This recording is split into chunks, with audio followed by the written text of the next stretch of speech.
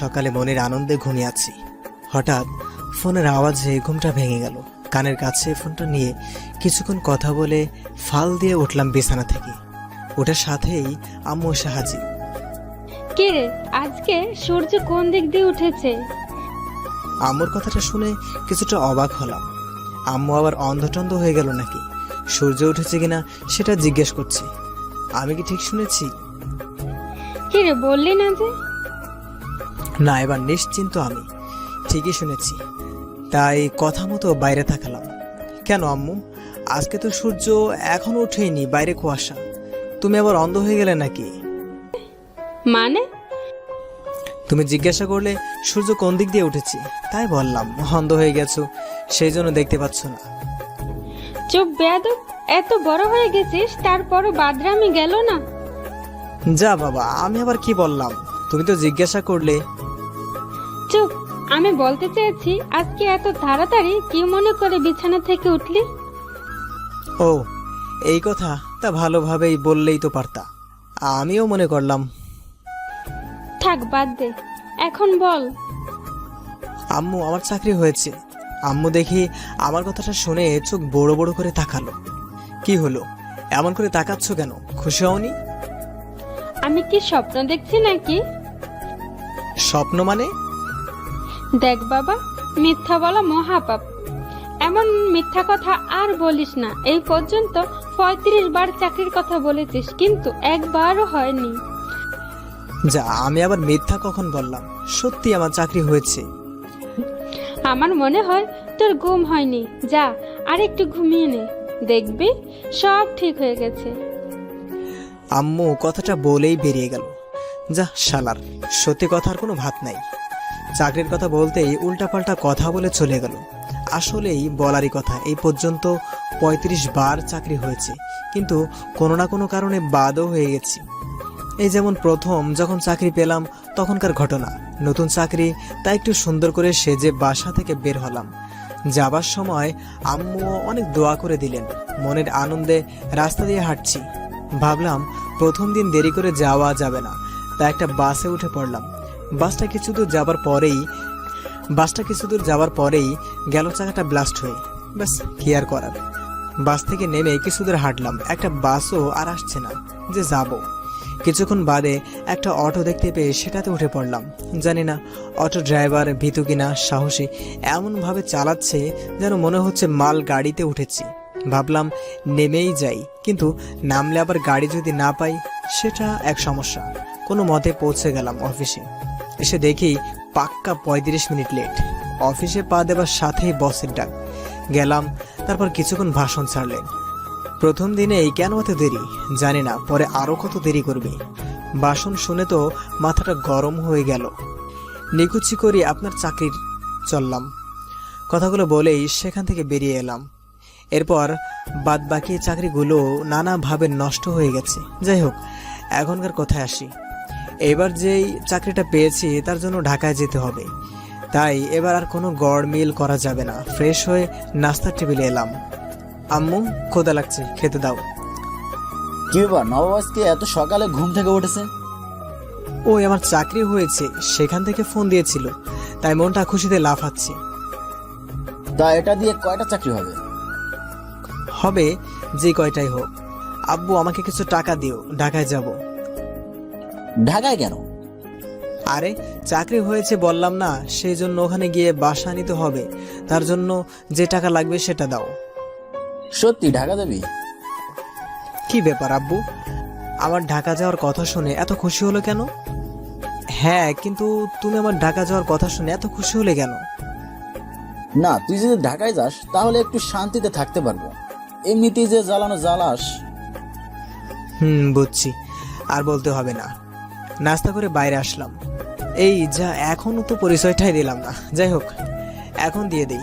আমি শ্যাম, পড়ালেখা শেষ করে চাকরির জন্য ঘুরছি। আর আব্বু আম্মু তো আমাকে সেই মাপের বিশ্বাস করে। দেখলেন না, সকালে বললাম চাকরি হয়েছে, কি বিশ্বাসটাই না করলো। বাইরে এসে দেখি সোহাগ, আমার বন্ধু, মন মরা হয়ে বসে আছে। কিরে, মন খারাপ কেন? ও তুই? মন খারাপ কেন? আর বলিস না, মিমের সাথে আবারও ব্রেকআপ হয়েছে। ও চিন্তা করিস না, ঠিক হয়ে যাবে। এর আগেও তো হয়েছে এমন, তাই না? এবার একটু বেশি বাড়াবাড়ি হয়ে গেছে মনে হয়। সহজেও রাগ ভাঙবে? ঠিক আছে, চিন্তা করিস না, আমার সাথে ঢাকায় চল। পাগল নাকি? আমি কেন তোর সাথে ঢাকায় যাব? আর তুই ঢাকায় গিয়ে কি করবি? আরে আমার চাকরি হয়ে গেছে, সেই জন্য ঢাকায় যেতে হবে। তুইও চল, যদি তোরও চাকরি হয়ে যায়। ভাই, এবার দিয়ে কতবার বলছিস তোর চাকরি হয়েছে? প্রতিবারই কোনো না কোনো কারণে চাকরি নষ্ট হয়ে গেছে। এখন আর নতুন করে চাকরির জন্য ঢাকায় যাস না, না হলে শুধু শুধু টাকাগুলাই নষ্ট হবে। চুপ শালা, ভাবলাম নতুন চাকরির কথা শুনে খুশি হবি, তা না, থাক তুই, আমি গেলাম। সেখান থেকে উঠে কিছুক্ষণ ঘোরাঘুরি করে বাসায় এসেই দিলাম ঘুম। ঘুম থেকে উঠলাম রাতে, তারপর খাবার খেয়ে জামা কাপড় গুছিয়ে বিছানা শুতে যাব, তখনই ফোনটা বেজে উঠল। হাতে নিয়ে দেখি সকালের নাম্বারটা ধরলাম। হ্যালো, হ্যাঁ শ্যাম বলছেন? জি, আসলে আপনাকে ফোন করে বলেছিলাম যে আপনার চাকরিটা হয়েছে, সেই জন্য দুঃখিত। আমাদের এখানে শ্যাম নামে আরেকজন আবেদন করেছিল, তো তার কাছে দিতে গিয়ে আপনার কাছে চলে গেছে, সেই জন্য আমরা আন্তরিকভাবে দুঃখিত বলেই ফোনটা কেটে দিল। কথাটা শুনে আমি হাসবো না কাঁদবো বুঝতে পারছি না। এখন যদি আম্মু আব্বুকে বলি তাহলে তো তারা কি বলবে জানি না, কিন্তু সোহাগ যদি জানতে পারে তাহলে তো হাসাহাসি করবে। কোনো চিন্তা ছাড়াই ঘুমিয়ে পড়লাম। সকালে ঘুম থেকে উঠে বাসা থেকে বের হচ্ছি। তাদেরকে এখনো বলিনি যে চাকরি নেই। জানি না ঢাকায় গিয়ে কি করব। বাসে উঠছি, দেখি আব্বু আম্মু আমার দিকে তাকিয়ে আছে। শোন, ওখানে গিয়ে কারোর সাথে ফাজলামি করবি না, আর ভালোভাবে কাজ করবি। কাজ করার সময় ছুটি নিবি না, না হলে চাকরি চলে যেতে পারে। 6 মাসের আগে বাড়িতেও আসবে না, শুধু শুধু টাকা নষ্ট হবে। জানি না আব্বু আম্মু কি বললো, তবে এটা নিশ্চিত যে আমি না থাকায় খুশি হয়েছে। বাসের মধ্যে বসে আছি আর ঢাকা গিয়ে কি করব সেটা ভাবছি। দূর, এখন ভেবে শুধু শুধু মাথা কাটানোর কোনো মানেই হয় না। এর থেকে ভালোই ভালো ঘুমিয়ে থাকি। ঢাকায় এসে নামলাম। অবশ্য এর আগেও একদিনের জন্য আসছিলাম, কিন্তু ভালো মতো কোনো জায়গা চিনি না। আগে একটা বাসা ভাড়া নিতে হবে, তাই বাসা খুঁজতে শুরু করে দিলাম। একটা বাসা বাইরে থেকে ছোট্ট ফ্যামিলি ভাড়া দেওয়া হবে, কিন্তু আমি তো ব্যাচেলার, আমাকে কি ভাড়া দিবে? 5-7 না ভেবে ঢুকে পড়লাম। দেখি একটা মেয়ে দরজার সামনে দাঁড়িয়ে আছে, হয়তো এ বাসার মেয়ে, কিন্তু সাথে ব্যাগ কেন? হতে পারে কোথাও গিয়েছিল, এখন সেখান থেকে আসছে। মনে মনে ভাবতে শুরু করলাম, আচ্ছা আমি যদি মেয়েটাকে পটাতে পারি তাহলে নিশ্চয়ই হয়তো তার বাবাকে বলে আমাকে এই বাসায় থাকার ব্যবস্থা করে দিতে পারে। হাত সাফাই করে কাজে লেগে পড়লাম। হ্যালো, কোনো কথা নেই, ভাব নিয়ে দাঁড়িয়ে আছি। আপনি কি এই বাসায় থাকেন? দেখে কি মনে হচ্ছে? না এমনি। আচ্ছা, দেখলাম এই বাসাটা ভাড়া হবে, আপনি কি আপনার বাবাকে বলে আমাকে বাসাটা ভাড়া দেওয়ার ব্যবস্থাটা করে দিবেন? মেয়েটা দেখি আমার কথাটা শুনে কিছুক্ষণ আমার মুখের দিকে তাকিয়ে কি যেন ভাবলো। আপনি দেখেননি একটা ফ্যামিলি ভাড়া দেওয়া হবে? হ্যাঁ দেখেছি, আসলে আমি ঢাকা শহরে নতুন এসেছি, তাই এখন বাসা খোঁজা খুবই কষ্টকর। যদি আপনি ব্যবস্থা করে দেন। ঠিক আছে, এখানে দাঁড়িয়ে থাকুন আর কথা বলবেন না বেশি। জি, তা নাম কি আপনার? বললাম না চুপ করে দাঁড়িয়ে থাকেন। কেমন মেরে বাবা, নামটা পর্যন্ত বলল না। না বললে নাই, আমার বাসাটা পেলেই হলো। কিছুক্ষণ বাদে দরজা খুলে একটা বয়স্ক লোক বেরিয়ে এলো, মানে এ বাসার বাড়িওয়ালা হয়তো। তোমরা কে? জি আঙ্কেল, বাসা ভাড়া নিতে আসছি। ওই চুপ, কথা বলতে না করছে না? ওহ, কিন্তু আমি তো ফ্যামিলি ছাড়া বাসা ভাড়া দিতে পারবো না। তোমরা? আমরা স্বামী স্ত্রী, আর বাইরে লেখা দেওয়া এখানে বাসা ভাড়া নিতে এসেছি। বাসাটা খুব সুন্দর। আমি তো মেয়ের কথা শুনে চোখ বড় বড় করে তাকিয়ে আছি। তার মানে এই মেয়েটা এই বাসার না, ভাড়া নিতে এসেছে। আর আমাকে কথা না বলার কারণ এটা, বিয়ের আগেই স্বামী হয়ে গেলাম। না জানি একসাথে থাকলে আরো কি কি হবে। এর থেকে ভালো এখান থেকে কেটে পড়ি। পেছন ফিরে হাঁটতে যাব, তখনই মেয়েটার ডাক। কি হলো, কোথায় যাচ্ছ? বাসাটা পছন্দ হয়নি? আমার একটু দরকার আছে, আসছি। না, তুমি এখন কোথাও যেতে পারবে না। আগে বাসায় চলো, ফ্রেশ হয়ে তারপর যাবে। আসো আঙ্কেল, চাবিটা দেন। আরে বাবা, বৌমা যখন বলছে তখন ফ্রেশ হয়ে তারপর যেও। তাছাড়া বৌমা একা কি সব কিছু করতে পারবে? শালার এখন চিপার মধ্যে পড়লাম আমি। যদি হাত ছাড়িয়ে চলে যাই তাহলে লোকটা খারাপ ভাববে, আবার মেয়েটারও মান সম্মান নষ্ট হয়ে যাবে। যদি না যাই তাহলে আমার মান সম্মানের 12টা বাজবে। কি করব কিছুই বুঝতে পারছি না। মেয়েটা হাতটা ধরে রুমের মধ্যে এনেই দরজা বন্ধ করে দিল। এটা কি হলো? তার মানে তুমি এই বাসার মেয়ে নও? চুপ, আস্তে, বাড়িওয়ালা শুনতে পাবে। কেন? তুমি তাকে কি বললে? আমরা স্বামী স্ত্রী, তাই না? দেখো, তোমারও থাকার জন্য বাসা দরকার আর আমারও। তাছাড়া ঢাকা শহরে ফ্যামিলি ছাড়া কেউই বাসা ভাড়া দিতে চায় না। কিন্তু আমরা, তুমি, আমি আমি তো কাউকে চিনি না। এই রুমে কিভাবে? তোমার মতো তুমি থাকবে আর আমার মতো আমি। আমি যদি কখনো বাড়িওয়ালা চলে আসে তাহলে অভিনয় করবা। কিসের অভিনয়? আমি কোনো অভিনেতা না যে অভিনয় করতে পারবো। চুপ, বেশি কথা বলো কেন? উনি বুঝতে পেরে যাবেন। ঠিক আছে, তোমার নাম কি আগে সেটা বলো। তিন্নি। তোমার? শ্যাম। তা ঢাকায় কি মনে করে? তোমার বাসা কোথায়? অনেক বড় কাহিনী, পরে বলবো। এখন আমার সাথে কাজ করো। তারপর দুজনে মিলে ঘরটা সুন্দর করে পরিষ্কার করতে করতে সন্ধ্যা হয়ে গেল। একসাথে থাকবো ঠিক আছে, কিন্তু ঘর ভাড়াটা কিন্তু অর্ধেক অর্ধেক। জানি জানি। খাবারের বিষয় নিয়ে কি ভাবলে? কি ভাববো? সবাই যা করে আমরাও তাই করব। মানে? মানে তুমি বাজার করে আনবা, আমি রান্না করব। কিন্তু বাজারের টাকা? এই, এত টাকা টাকা করো কেন? একা থাকলে কি বাজার করা লাগতো না? তাছাড়া আমি রান্না করে দিচ্ছি তো। বলতে হবে না। এখন কি খাবো? চলো বাইরে থেকে খেয়ে আসি। দুজন মিলে বাহিরে খাবার খেতে চলে গেলাম। পাশাপাশি হাঁটছি, নিজেকে কেমন যেন জামাই মনে হচ্ছে, আর পাশে নতুন বউ। তারপর দুজনে বাসায় চলে এলাম। আমার ঘুম পাচ্ছে, ঘুমাতে গেলাম। আমারও শরীর ক্লান্ত লাগছিল, তাই ঘুমানোর জন্য বিছানার দিকে যাচ্ছি। এই, তুমি কোথায় ঘুমাবা?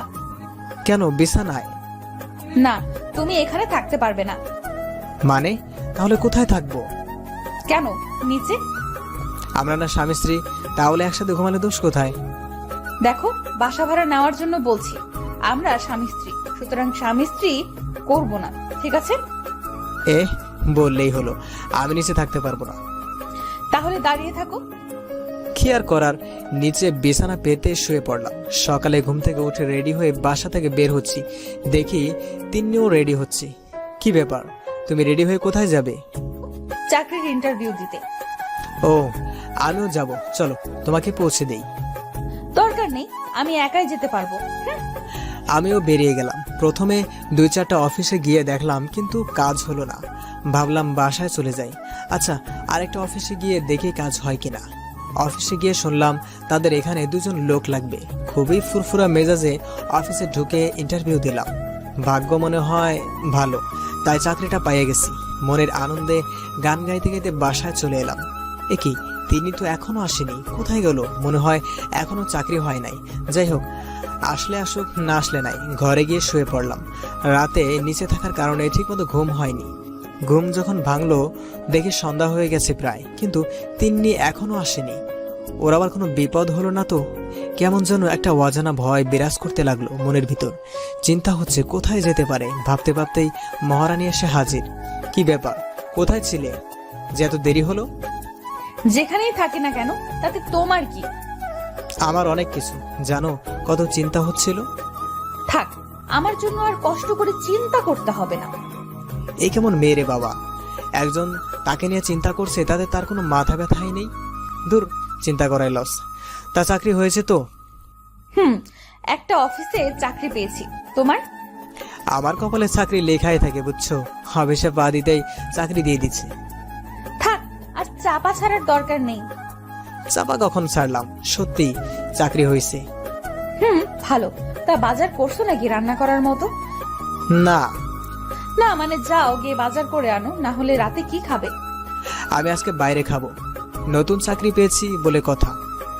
ঠিক আছে, তুমি যাও, আমি যাব না। না গেলে নাই, আমার কি। বলেই বাসা থেকে বের হয়ে গেলাম। তিন্নির মুখে দিকে তাকিয়ে দেখলাম মুখটা কেমন জানি শুকিয়ে গেছে, হয়তো সারাদিন কিচ্ছু খাইনি। কিন্তু কেন? নাকি টাকার সমস্যা? বুঝলাম না কিছু। বাইরে থেকে 2 প্যাকেট বিরিয়ানি নিয়ে বাসায় চলে আসলাম। তুমি না বাইরে খেতে গেলে, চলে আসলে কেন? একা একা খেতে ভালো লাগে না, তাই নিয়ে আসলাম। তোমাকে কে বলেছে আমার জন্য নিয়ে আসতে? কেউ বলেনি, ভালো লাগলো তাই এনেছি, নাও খাও। বলার সাথেই তিন্নি প্যাকেট খুলে খাওয়া শুরু করে দিল। বুঝলাম সারাদিন কিচ্ছু খায়নি। ও খাচ্ছে আর আমি তাকে আছি। কি সুন্দর মায়াবী চেহারা, কিন্তু এই ঢাকার শহরে ও একা কি করছে জানি না। কি হলো, খাচ্ছ না কেন? হ্যাঁ খাচ্ছি। আমি এতক্ষণ ওর দিকে তাকিয়েছিলাম, তারপর খেয়ে আবার কালকের মতো বিছানায় আর আমি নিচে শুয়ে পড়লাম। সকালে মনের আনন্দে ঘুমিয়ে আছি, কেউ মনে হয় আমার গায়ে ধাক্কা দিচ্ছে। একটা চোখ হালকা খুলে দেখি তিন্নি ধাক্কা দিচ্ছে আর ডাকছে।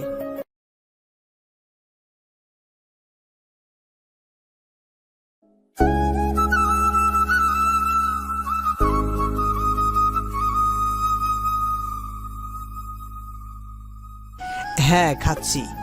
আমি এতক্ষণ ওর দিকে তাকিয়েছিলাম, তারপর খেয়ে আবার কালকের মতো বিছানায় আর আমি নিচে শুয়ে পড়লাম। সকালে মনের আনন্দে ঘুমিয়ে আছি, কেউ মনে হয় আমার গায়ে ধাক্কা দিচ্ছে। একটা চোখ হালকা খুলে দেখি তিন্নি ধাক্কা দিচ্ছে আর ডাকছে। কি হয়েছে? আমি ঘুমের ঘরে। ওই ওঠো। আর একটু পর। আরে ওঠো তো, সকাল হয়ে গেছে।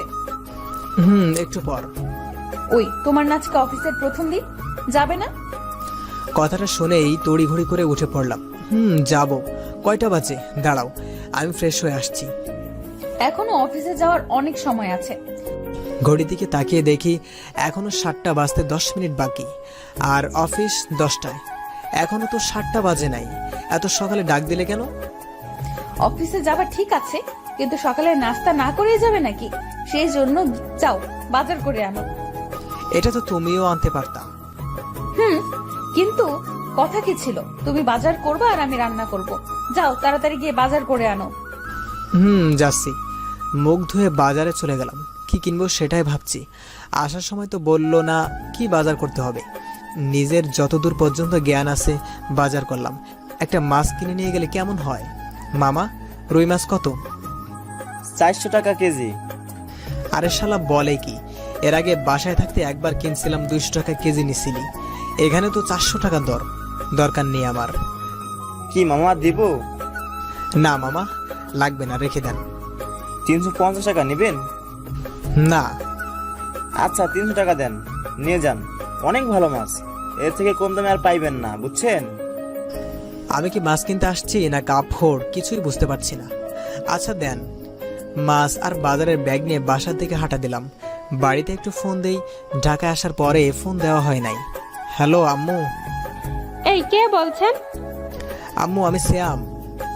না, আমার ছেলে তো এত সকালে ঘুম থেকে উঠে না। তুমি নিশ্চয়ই চোর, সেটটা চুরি করে আনছো। ধুর আম্মু, ফাইজলামি বাদ দাও তো। তা এত সকালে উঠেছিস যে? তোমার ছেলে এখন চাকরি করে বুঝছো, আর চাকরিতেই যেতে হবে তাই। থাক, আর ভাবনিস না, কয়দিন টিকবি সেইটা ভাব। দেখো। তা অফিস তো মনে হয় আরো পরে। এত সকালে কি করছিস? ওই বাজার করতে আসছি, নাস্তা বানাতে হবে তো। তা কি কি বাজার করছিস? অনেক কিছুই, রুই মাছ কিনছি। রুই মাছ কে রান্না করবে? কে আবার, আমি করব। আম্মু দেখি কথাটা শুনে ওপাশ থেকে হালকা কাশি দিল। কি হলো আম্মু, কাশি দিলে যে? যক্ষা হয়নি তো আবার? হয়নি, তবে এবার হবে। তোর কথাটা শুনে। কেন? শোন, তোর আব্বু যা টাকা দিছে সেইটা এভাবে নষ্ট করিস না। আমি আবার নষ্ট করলাম কখন? ওই যে মাছটা কিনছিস, তুই রান্না করতে পারবি না। শুধু শুধু নষ্ট করার থেকে যেখান থেকে কিনেছিস সেখানে ফেরত দিয়ে আয়। ধুর, বলেই ফোনটা কেটে দিলাম। এটা কেমন কথা? নিজের ছেলেকে একেবারেই বিশ্বাস করে না। আল্লাহ, খই যাব আমি। তারপর বাজারের ব্যাগটা নিয়ে বাসায় চলে এলাম। দেখি তিনি রান্নাঘরে সবকিছু গোছগাছ করছি। কি ব্যাপার, এত দেরি হলো কেন আসতে? ওই আম্মুর সাথে ফোনে কথা বলছিলাম। তাড়াতাড়ি দাও, রান্না করতে হবে, না হলে আবার অফিসে যাওয়া দেরি হয়ে যাবে। এই যে। তিন্নি ওটা নিয়ে রান্নাঘরে চলে গেল। আমিও রুমে এসে ফ্রেশ হয়ে নিলাম। গিয়ে দেখি এখনো হয়নি। কোনো সাহায্য লাগলে বলো।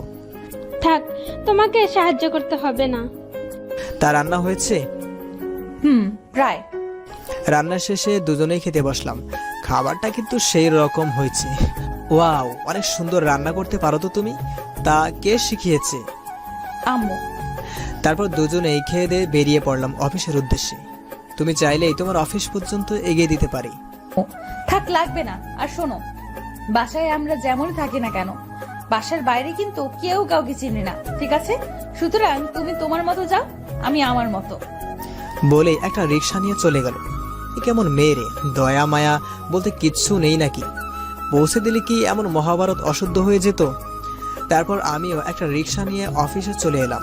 এই প্রথম মনে হয় আমি ঠিক সময়ে অফিসে এসেছি। তারপর গিয়ে সোজা নিজের কেবিনে বসলাম। পাশের কেবিনে তাকাতেই যেন অবাক। সৌভাগ্য নাকি দুর্ভাগ্য জানি না, কারণ আমার পাশের কেবিনে আর কেউ না, তিন্নিও হয়তো আমাকে দেখে কিছুটা অবাক হয়েছে। আমি কিছু বলতে যাব তার আগেই মুখ ঘুরিয়ে নিয়ে কাজ শুরু করে দিল। এমন ভাব করছে যেন আমাকে চেনেই না। আমি তো একভাবে ওর দিকে তাকিয়ে আছি আর ওর এমন আচরণের কথা ভাবছি। কি ব্যাপার, কাজ করছেন না কেন? কথাটা শুনে সামনে তাকাতেই দেখি বস।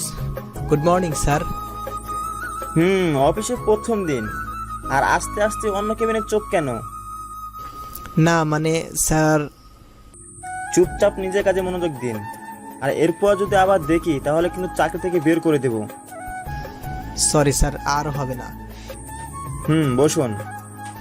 নিজের কেবিনে বসে পড়লাম আর চোখে তাকিয়ে দেখি তিন্নি মিটমিট করে হাসছে। খুব রাগ হচ্ছে ওর উপর। আমিও আর সেদিকে খেয়াল না করে কাজে মনোযোগ দিলাম। ওর দিকে আর একবারও তাকাইনি। অফিস ছুটির পরে নিজের মতো বাসায় চলে এলাম। কিছুক্ষণ বাদে তিন্নিও আসলো। এখনো ওর উপর রাগটা আছে। কি ব্যাপার, এমন মুখ ফুলিয়ে বসে আছো কেন? অফিসে আমার সাথে অমন ব্যবহার করলে কেন? কি করলাম? যেভাবে ছিলে মনে হয় আমাকে চিনোই না। আমি তোমাকে বলেছিলাম বাসার বাইরে আমরা কেউ কাউকে চিনি না, সুতরাং এখানে রাগ করার কোনো মানেই হয় না। এখন সরো, রান্না করতে হবে। তিন্নি রান্না করতে চলে গেল। রান্না শেষে দুজনে খেয়েই শুয়ে পড়লাম। আজকে আর ওর সাথে তেমন একটা কথা বলিনি। দেখতে দেখতে 10 দিন পার হয়ে গেছে। এই কয়দিনে তিন্নিকে অনেক আপন ভেবে নিয়েছি। বলতে গেলে ভালোবাসি ভাবছি। এই বিয়ে ছাড়া বউ, এর থেকে সত্যি সত্যি বউ হলে কেমন হয়। কিন্তু তিন্নি এখনো আগের জায়গায় আছে। জানি না ও আমাকে ভালোবাসে নাকি ওর মনে অন্য কেউ আছে। রাতে ঘুমানোর জন্য প্রস্তুতি নিচ্ছি। তিন্নি, একটা কথা জিজ্ঞাসা করি? কি? আচ্ছা, তুমি কি কাউকে ভালোবাসো? হঠাৎ এই প্রশ্ন? না, এমনি জানতে চাইছিলাম আছে নাকি কেউ। ঘুমিয়ে পড়ো, অনেক রাত হয়েছে। সকালে ঘুম থেকে উঠে বাজার এনে দিয়ে ফ্রেশ হতে চলে গেলাম। আজকে তিন্নির সাথে তেমন একটা কথা বললাম না। হয়তো ও কাউকে পছন্দ করে, যার জন্য আমার কাছে রাতে বলল না। ফ্রেশ হয়ে এসে খেতে বসলাম। কি ব্যাপার, আজকে এত চুপচাপ কেন? এমনি ভাল লাগছে না। কেন, জিএফ কি ছ্যাঁকা দিয়েছে নাকি? আমার কোনো জেফ নেই। তিন্নি আর কিচ্ছু বলল না। আমিও চুপচাপ খাচ্ছি। আমি কাউকে পছন্দ করি না। কথাটা শুনেই তিন্নির দিকে তাকালাম। মনের ভিতরে লাড্ডু ফুটছে। যাক, কাউকে তো পছন্দ করে না। কাউকে পছন্দ করে না তার মানে কি আমাকেও পছন্দ করবে না? মনে হতেই মুখটা কালো হয়ে গেল। আচ্ছা, জিজ্ঞাসা করব আমাকে পছন্দ করে কিনা। না থাক, যদি আবার কিছু বলে। কি হলো, কথা বলছো না কেন? বলছি। সত্যি কি কাউকে পছন্দ করো না? না। ও, আর কোনো কথা হয়নি। তারপর খেয়ে অফিসে যাওয়ার জন্য বের হচ্ছি। একটা রিকশায় উঠতে যাব। আজকে একসাথে যাই। কথাটা ঠিক শুনলাম নাকি ভুল কিছুই বুঝতে পারছি না। যদি তোমার সমস্যা হয় তো যাও, আমি একাই যেতে পারবো। না না, কোনো সমস্যা নেই, আসো। তিন্নি আর আমি রিকশায় পাশাপাশি বসে আছি। কিছুটা অস্থিরতা কাজ করছে। তারপরও এক অজানা অনুভূতি বিরাজ করছে। তারপর অফিসে এসে নিজের কাজে মনোযোগ দিলাম। সিয়াম, দেখো তো, আমি এটা সলভ করতে পারছি না, করে দাও না। দিচ্ছি। তিন্নির কাজটা করে আবার জায়গায় এসে পড়লাম। তিনি তো কখনো কারো কাছে কাজের জন্য সাহায্য চায় না। সে যথেষ্ট পারদর্শী তার কাজের প্রতি। তাহলে আমাকে দিয়ে করালো কেন? সবই মাথার উপর দিয়ে যাচ্ছে আজকে সকাল থেকেই। তিন্নিকে অন্যরকম লাগছে, কিন্তু এর কারণ কি বুঝে উঠতে পারছি না। কাজ শেষে বাসায় আসতে যাব, তখনই স্যারের নোটিশ। সবাই গেলাম তার কাছে। আগামী 10 দিন অফিস ছুটি থাকবে। সবাই মিলে কারণ জানতে চাইলাম, কিন্তু বললেন না। বুঝলাম না 10 দিন ছুটি দেওয়ার কারণ কি। ঈদেও তো কোনো অফিস 10 দিন ছুটি দিতে চায় না। সে যাই করুক, আমার কি ছুটি তো আছে। এই ফাঁকে একবার বাড়ি থেকেও ঘুরে আসা যাবে। বাড়িতে এসে ব্যাগ গোছাচ্ছি। কি ব্যাপার, ব্যাগ গোছাচ্ছ কেন? বাড়িতে যাব। কেন? 10 দিন অফিস ছুটি, শুধু শুধু এই কয়টা দিন বসে থাকার চেয়ে বাড়ি থেকে ঘুরে আসি। তা তুমি যাবে না তোমার বাসায়? না, কেন? এমনি ভালো লাগছে না। আমি ঘুমোতে গেলাম, টেবিলে খাবার আছে, খেয়ে নিও। কেন তুমি খাবে না? না। অবাক হলাম ওর এমন ব্যবহারে। একটু আগেও তো ঠিক ছিল, হঠাৎ করে আবার কি হলো? সত্যি মেয়েদের মন বোঝা কষ্টকর, কখন কোন দিকে যায় বলা যায় না। আমি আমার মতো খেয়ে দিয়ে শুয়ে পড়লাম। সকালে ঘুম থেকে উঠে রেডি হয়ে বাসা থেকে ব্যাগটা নিয়ে বের হচ্ছি, দেখি বাড়িওয়ালা আঙ্কেল গেটের সামনে দাঁড়িয়ে আছে। কি বাবা, কোথায় যাচ্ছ? বাসায় যাচ্ছি, অফিস বন্ধ তো তাই। ভালো তো, কিন্তু বৌমা কোথায়? ঘরে। ঘরে কেন? বৌমা যাবে না তোমার সাথে? না। কেন, ঝগড়া হয়েছে তাই তো? না, আমি থাকতে এমনটা কখনো হবে না। বৌমা, বৌমা, জি আঙ্কেল। তোমার সাথে কি ওর কোনো ঝগড়া হয়েছে যে ও তোমাকে নিয়ে যাচ্ছে না? তিন্নি কি বলবে হয়তো বুঝতে পারছে না, চুপচাপ করে দাঁড়িয়ে আছে। যাও, তাড়াতাড়ি করে জামা কাপড় পরে এসো। আমি তোমাদের দুজনকে একসাথে বাসে তুলে দিয়ে আসবো। যাও যাও। তিন্নি দেখলাম ঘরে চলে গেল। কিছুক্ষণ বাদে একটা ব্যাগ নিয়ে বেরিয়ে এলো। তারপর আমরা দুজনে বাসে না ওঠা পর্যন্ত আঙ্কেল সাথেই ছিল। বাস চলছে। এইটা কি করলে? আমি আবার কি করলাম? তোমার জন্য আমাকেও বাসা থেকে বের হতে হলো। এখন কোথায় যাব? এমন ভাব করছো যে তোমার নিজের বাসা নেই, সেখানে যাও। তিন্নি কিছু না বলে মুখটা কালো করে ফেললো। তারপর কিছুক্ষণ চুপ থেকে বলতে শুরু করলো, তুমি জিজ্ঞাসা করলে না আমার কোনো বাড়ি আছে কিনা? সত্যি আমার কোনো বাড়ি নেই। ছোট থাকতে বাবা মা এক দুর্ঘটনায় মারা যায়। ছোট থেকে চাচার কাছে বড় হয়েছি, কিন্তু আমার চাচা আমাকে সেখানে রাখতে পছন্দ করতেন না। যখন বড় হলাম তখন একটা ছেলে আমাকে পছন্দ করত, খুব বড় লোক, বাবার বখাটে ছেলে। আমার চাচির কাছে বিয়ের প্রস্তাব দিলে চাচিও রাজি হয়ে যায়, কিন্তু আমি রাজি ছিলাম না। তাই আমাকে জোর করে বিয়ে দিতে চেয়েছিল। সেই জন্য আমি ওখান থেকে পালিয়ে এই ঢাকা শহরে চলে আসি। আমি কি বলবো কিছুই বুঝতে পারছি না। সরি, আমি বুঝতে পারি নাই। থাক, আর বলতে হবে না। তুমি যদি চাও তাহলে আমার সাথে আমাদের বাসায় যেতে পারো। কিন্তু কি পরিচয় নিয়ে থাকবো? সেটা দেখা যাবে, এখন চলো। তিন্নিকে নিয়ে নিজের বাসায় চলে এলাম। দরজায় বেল বাজাতেই আম্মু দরজা খুলে দিল। কি রে, এত তাড়াতাড়ি চলে এলি? চাকরি চলে গেছে নাকি? উফ, কিসের চাকরি যাবে, অফিস ছুটি, তাই এসেছি। আমি বলতে বলতেই পিছন থেকে তিন্নির সামনে এসে দাঁড়ালো। এটা কে? আম্মু, ও হচ্ছে। তুই বিয়ে করে ফেলেছিস? আম্মু, আমার কথাটা তো শোনো। একটা কথাও বলবি না? তাছাড়া বিয়ে যখন করেছিস ভালোই হইছে, এবার একটু ভালো হইস। আসো বৌমা, ঘরে আসো। নাম কি তোমার? তিন্নি। বাহ, অনেক সুন্দর নাম তো। তা তোমার আব্বু আম্মুর নাম কি? তারা বেঁচে নেই। ও, মন খারাপ করো না। তারা নেই তো কি হয়েছে, আমি আছি তো।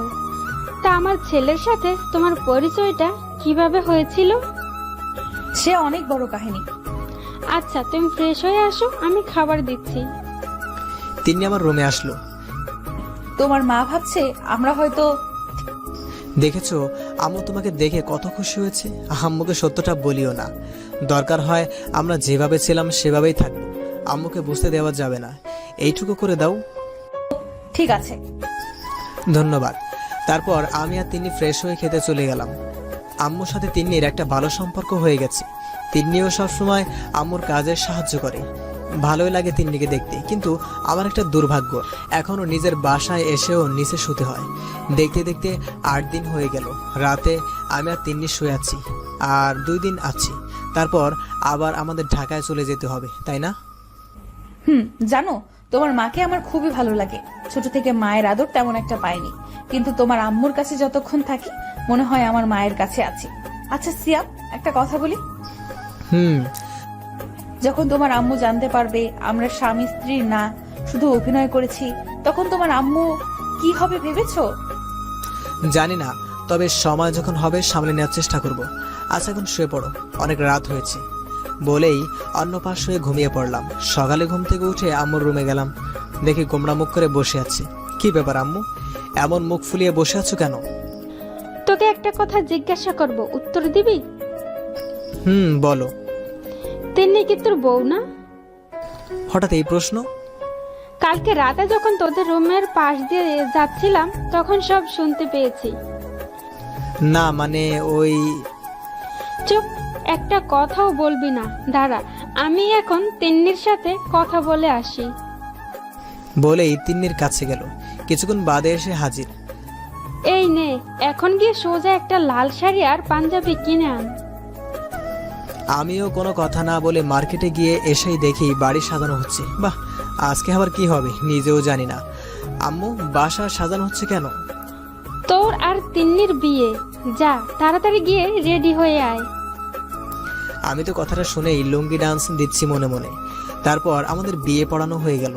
তিন্নি রুমে বসে আছে। আমি ঢুকে দরজা লাগিয়ে দেওয়ার সাথে তিন্নি এসে পা ধরে সালাম করে আবার খাটে বসলো। মনে মনে খুশি হলাম, যাক আজকে বিছানায় শুতে পারবো। খাটের দিকে এগোতে লাগলাম। আই, কাছে আসবে না।